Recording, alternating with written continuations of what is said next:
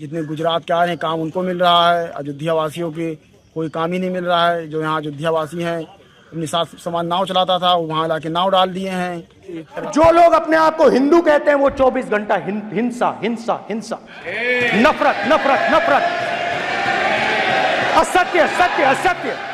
हिंदुत्व क्या है? हिंदुत्व एक पॉलिटिकल आइडियोलॉजी है जो हिंदुज्म को भारत के संस्कृति को और राष्ट्रीय निशानी मानती है। इसके अनुसार हिंदुज्म एक वे ऑफ लाइफ है जो भारत की परंपरा, संस्कृति और वैल्यू को डिफाइन करता है।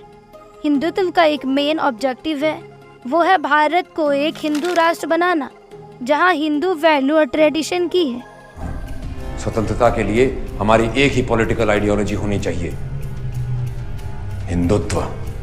इसके लिए हिंदुत्व के सपोर्टर्स भारत की पॉलिटिक्स, सोसाइटी और कल्चर पर हिंदुज्म को डोमिनेट करना चाहते हैं। लेकिन हिंदुत्व पर क्रिटिसिज्म भी तो है। ये माइनॉरिटी राइट को इग्नोर करता है और सेक्युलरिज्म को भी कमजोर करता है। कुछ लोगों को लगता है कि हिंदुत्व एक कंट्रोवर्शियल फोर्स है जो कि भारत की डाइवर्सिटी को नहीं मानता। फिर भी हिंदुत्व एक इम्पोर्टेंट चैप्टर है भारत की पॉलिटिक्स और सोसाइटी की। इसके बारे में हमें और डिटेल्स में जानने की ज़रूरत है, तो चलिए शुरू करते हैं। हिंदुत्व के हिस्ट्री या उसके जन्म की बात करें तो इसकी शुरुआत 19वीं सेंचुरी में हुई थी। ब्रिटिश कोलोनियलिज्म ने इंडिया पर कब्जा किया हुआ था और इसके बाद हिंदू सोसाइटी पर बहुत बुरा असर पड़ रहा था। लोग अपनी संस्कृति, धर्म और आइडेंटिटी खोने लगे थे। तब कुछ समझदार लोगों ने सोचा कि हमारा क्या होगा, हमारे धर्म का क्या होगा, हमारे कल्चर, हमारा इंडिया कैसे बचेगा। ये सोचकर उन्होंने हिंदी रिवाइवलिज्म की मूवमेंट शुरू की। इस मूवमेंट में हिंदुत्व को जन्म दिया और वीर सावरकर ने इसके लिए एक कॉन्सेप्ट दिया, हिंदुत्व। अगर हम हिंदुत्व के अर्थ की बात करें तो विनायक दामोदर सावरकर ने 1923 में Hindutva, who is a Hindu, एक बुक लिखी थी उन्होंने। उसमें उन्होंने हिंदुत्व को एक राष्ट्रीय और सांस्कृतिक गौरव के रूप में स्थापित किया है। हिंदुत्व का जो अर्थ होता है वो होता है हिंदू होने की भावना या हिंदू राष्ट्र की रक्षा। अगर हिंदुत्व के इतिहास की बात करें तो आरएसएस ने हिंदुत्व को प्रमोट किया है और बीजेपी ने हिंदुत्व को अपनी राजनीति का एक मेन पॉइंट बनाया है। और साथ ही साथ अयोध्या के राम मंदिर निर्माण पर भी हिंदुत्व का काफी असर दिखा है। आरएसएस और विश्व हिंदू परिषद दोनों ही हिंदुत्व के मेन संगठन हैं। तो चलिए इनके रोल्स को जानते हैं। आरएसएस की स्थापना जो है वो 1925 में हुआ था। आरएसएस एक हिंदू राष्ट्रवादी संगठन है। इसका जो मेन मोटिव है वो है हिंदुत्व को बढ़ावा देना और हिंदू सोसाइटी को कंबाइंड करके रखना। वीएचपी के फर्स्ट ईयर में आरएसएस ने वीएचपी के संगठनित कार्रवाई को क्लोजली हैंडल किया था। अब हम बात करते हैं वीएचपी की, यानी विश्व हिंदू परिषद की। वीएचपी की जो स्थापना है वो 1964 में किया गया था और इसका जो मेन मोटिव है वो है हिंदू धर्म की रक्षा और सुरक्षा करना। वीएचपी एक ग्लोबल प्लेटफॉर्म है जहां हिंदू धार्मिक नेता और फिलोसफर यानी साधु, संत, स्वामी, आचार्य, योगी एक साथ आते हैं। वीएचपी ने हिंदुत्व को मूवमेंट को प्रमोट किया है और राम जन्मभूमि की मुक्ति के लिए भी काफी सारे प्रयास किए हैं। इन संगठनों के साथ मिलकर ही हिंदुत्व को एडवर्टाइजमेंट किया गया है और हिंदुत्व को भारतीय राजनीति में एक टॉप फॉर्म दिया गया है।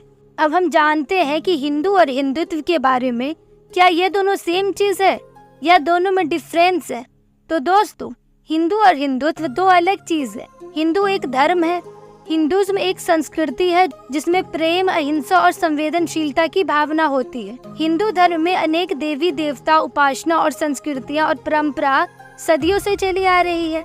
लेकिन हिंदुत्व एक राजनीतिक विचारधारा है जो हिंदू आइडेंटिटी और कल्चर को प्रमोट करता है। हिंदुत्व को लेकर लोगों में डिफरेंट ओपिनियन है। हिंदू स्पिरिचुअली और कर्मा पर फोकस करता है और हिंदुत्व पॉलिटिक्स और पावर पे फोकस करता है। हिंदू कल्चर और ट्रेडिशन को प्रमोट करता है और हिंदुत्व हिंदू नेशनलिज्म को प्रमोट करता है। अब सबसे मेन चीज जाने तो वो ये है कि हिंदुत्व और पॉलिटिक्स में क्या कनेक्शन है। हिंदुत्व एक आइडियोलॉजी है जो हिंदू आइडेंटिटी और कल्चर को प्रमोट करता है, लेकिन इस आइडियोलॉजी को पॉलिटिकल पार्टीज ने अपना लिया है।